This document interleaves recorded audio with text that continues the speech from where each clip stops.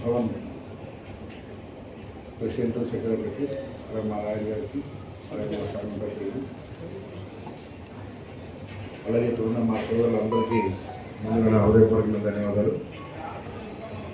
బాబు జగన్మోహన్ యొక్క 39వ వర్ధంతి సందర్భంగా ఈ కార్యక్రమాన్ని ఇక్కడ ఏర్పాటు చేశారు.